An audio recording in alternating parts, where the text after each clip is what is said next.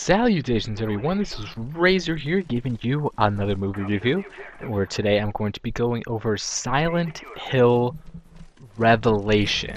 Revelation, Revolution, Retribution, it all sounds the same, doesn't it? I don't know why every fucking sequel in the universe has to have that one of those words in it. But anyways, decided to go with the review of Silent Hill because, I don't know. It's video game related, similar to Resident Evil. Unfortunately, my review is going to be somewhat similar to that.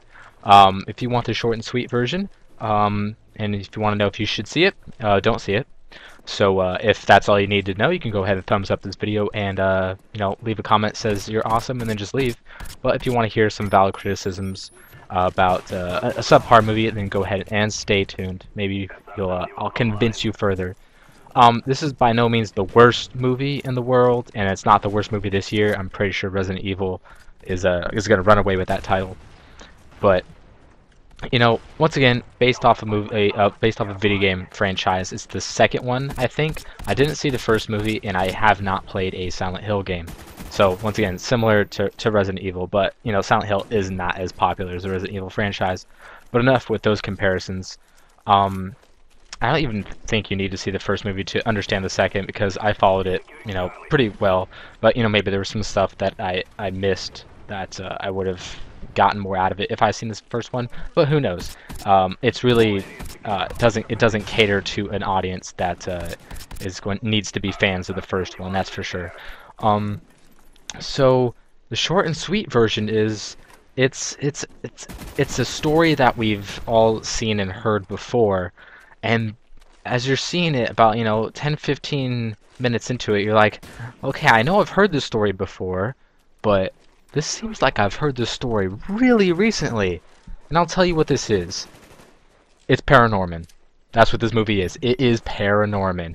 It is identical to Paranorman. Now, I know it's going to be, obviously it's not verbatim the same thing, but the story behind it, it's the same exact thing. And I'm not joking and trying to kid you around. Paranorman was a pretty good movie in all honesty, but it's the same thing from Paranorman. You got this this place that's haunted by this little girl that they burned, and she unleashes this evil, and they want her to stop, and she's causing all this trouble, and then her descendant needs to come and stop her and all this shit, and retain balance and all this destiny bullshit and stuff like that. It's the same thing. Paranorman and freaking Silent Hill, it's the same story. So that was rather disappointing. I knew this wasn't going to be a great movie because, one, it's one of the horror, scary genre type of movies, and I'm just not into that shit because, well, I'm not his target audience. I'm not a 12-year-old girl, so I really don't go for that kind of stuff. But I was hoping, at least we could get a good story out of it. I knew I wasn't going to get scared or jumpy or anything, but and that's. You could take that as you will. I'm not trying to impress any of you guys and act like a tough guy. Ooh, I wasn't scared. This movie honestly makes no real attempts at trying to scare you. It does all the cliches in the book, outside of one. There's one cliche they did not do. The whole I've fallen and I can't get up bullshit that you see every fucking girl in every scary movie try to do. But everything else is pretty much there. Every fucking light in the entire movie flickers. Every light in the damn movie flickers. That's really annoying and cliche. At one point she's searching this place with a flashlight, and everything's dark and you can only see what the flashlight's showing. It's like, yeah, God, I've seen all that bullshit before.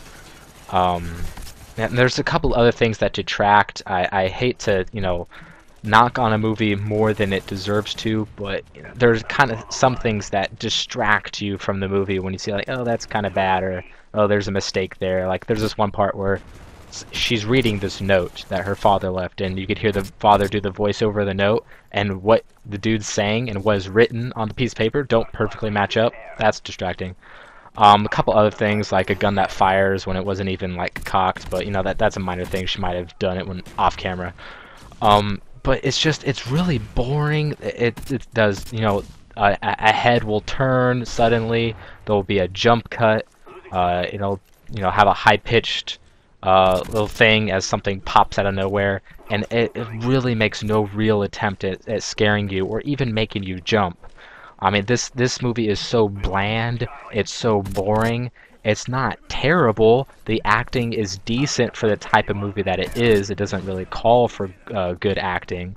But the acting doesn't detract as much from it as it could, like other movies tend to do. But the story is really bland and cliche.